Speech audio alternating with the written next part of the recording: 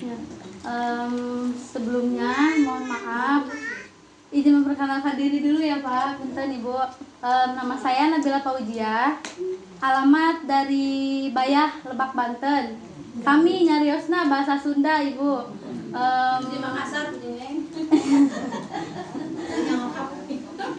Mahasiswa UIN Banten semester 2 Ibu, baru mahasiswa baru. Punten ceramah di dieu sanesku bisana, sanesku tos seuseurna ilmu, tapi hitung-hitung belajar. Ini juga tugas dari dosen. Punten Ibu, Bapak, apalagi punten kalau misalkan ada bahasa yang kurang menyenangkan atau misalkan ilmu yang salah mungkin, punten ya Ibu.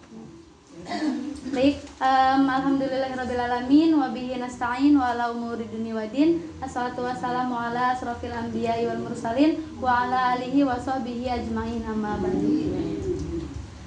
Yang terhormat kepada Bapak Kiai, alhamdulillah sudah memberikan saya kesempatan untuk berbicara di sini. Dan tak lupa kepada ibu-ibu pengajian yang sudah bisa hadir menyempatkan waktu di sini dan memberikan saya kesempatan juga untuk berbicara. Salawat beringkas salam semoga tercurah limpahkan kepada junjungan kita, yakni Habibana wa Nabiyana wa Maulana Muhammad, kepada keluarganya, kepada tabiin dan tabiatnya, serta kepada kita selaku umatnya. Baik, langsung saja. Di sini saya akan sedikit menjelaskan. Mungkin mau dicampur aja ya ngomongnya pakai bahasa Sunda. Namun Abi ngomongnya pakai bahasa Indonesia, kartos tuh Bu. Punten ya. Jadi akan sedikit menjelaskan tentang rezeki. Allah Subhanahu wa taala berfirman dalam surat Hud ayat 6 bahwasanya dan tidak ada satupun manusia yang hidup di muka bumi ini kecuali Allah telah menjamin rezekinya. Nah, di sini saya akan sedikit menjelaskan dari surat Hud ayat 6 tadi bahwasanya Allah telah memberikan rezeki kepada kita semua, Bu. Jadi setiap orang hidup di dunia ini rezekinya tuh sudah diatur sama Allah. Jadi Ibu nggak perlu takut rezekinya nggak ada atau apa misalkan. Nah, ayat ini pun mengajarkan kita tentang iman. Nah, apa itu rububiyah, Bu? Jadi rububiyah teh nyata Allah yang mengatur segala sesuatu yang ada di muka bumi ini. Contohnya misalkan ketika Ibu sekarang di sini bisa datang ke sini ke pengajian, itu udah diatur sama Allah. Misalkan Ibu tadinya biasanya yang tadinya kalau nggak jadwal ngaji, Ibu ngapain gitu, terus ke sawah gitu kan. Misalkan pas arek ngaji, Ibu tiba-tiba encok misalkan atau naon gitu kan, engke mau jadi ngajinanya. Atau tapi kalau kayak gini, Ibu bisa datang ke sini, sehat walafiat ada di sini, itu udah diatur sama Allah, Bu. Nah, dari rububiyah Allah Subhanahu wa taala ini juga yang tadi mengaitkan pada surat Hud ayat 6 tentang rezeki, bahwasanya Allah telah mengatur rezeki kita. Jadi kita nggak perlu takut rezeki kita tertukar. Misalkan ibu-ibu, kadang kalau saya ngelihat mama saya gitunya di kampung gitunya di lembur, sok aya ibu-ibu misalkan tetanggana meser kulkas anyar misalkan, terus kita merasa ih saya tambah meli kulkas anyar padahal kulkasnya bagus kene misalkan gitu kan. Itu jangan merasa rezeki kita lebih rendah misalkan atau lebih sedikit dari itu, jangan merasa seperti itu, Bu. Kita harus selalu bersyukur sebanyak apapun rezeki orang lain, sebanyak apapun rezeki kita, bahkan mungkin sekecil apapun rezeki kita harus selalu mensyukuri. Karena apabila kita merasa bersyukur terhadap rezeki kita, hidup kita juga akan tenang.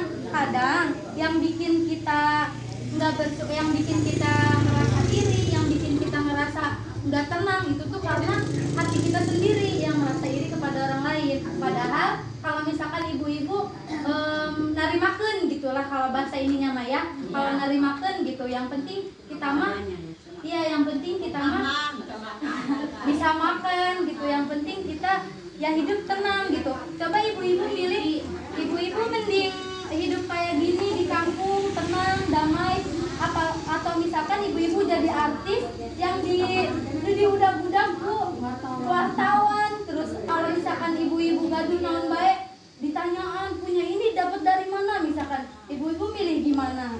Tenang ya.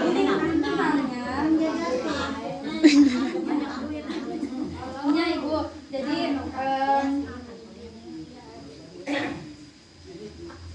terus tadi sudah dijelaskan juga kalau misalkan rezeki itu sudah ada yang mengatur, Allah yang mengaturnya. Kemudian kalau misalkan rezeki udah diatur, kenapa misalkan kita harus kerja? Kita kan kerja buat mendapatkan rezeki. Nah, kalau misalkan teorinya rezeki itu sudah diatur sama Allah, logikanya kok kita harus kerja gitu? Kan rezeki udah diatur sama Allah. Kenapa gitu kita nggak nungguin aja? Atau misalkan kita nungguin si rezeki itu datang. Tapi kalau dipikir coba, misalkan kita nungguin rezeki hari ini, kita nungguin dengan sangu, misalkan Bu jeung Mam ayeuna emang kurang bari ditungguan pangragag di luhur misalkan. Da moal ayeuna Bu, kudu teh kieunya. Maka dari itu, meskipun misalkan rezeki kita udah diatur, kita harus ada usaha juga. Dan itulah muncul jadi mungkin kita udah dikasih jalan sama Allah, rezeki ya kita harus jemput gitu. Karena nggak mungkin misalkan rezeki kita ada di, misalkan ibu-ibu kuli ke sawah misalkan ngegebor kuli tandur tak biasanya ya, mama saya suka gitu Bu. Itu nggak bisa kan, misalkan kita si sawahnya menyangkut ke orang gitu. Pasti harus kita yang menjemput rezeki itu. Terus harus kita yang berusaha juga buat ngeberesin itu agar kita dapat rezeki. Kayak gitu Bu. Mungkin hanya itu yang bisa saya sampaikan. Mohon maaf, hanya sedikit ilmu yang saya sampaikan tentang rezeki, dan adapun ilmu itu kurang baik atau kurang dipahami, saya mohon maaf. Semoga ibu-ibu yang ada di sini bisa mengerti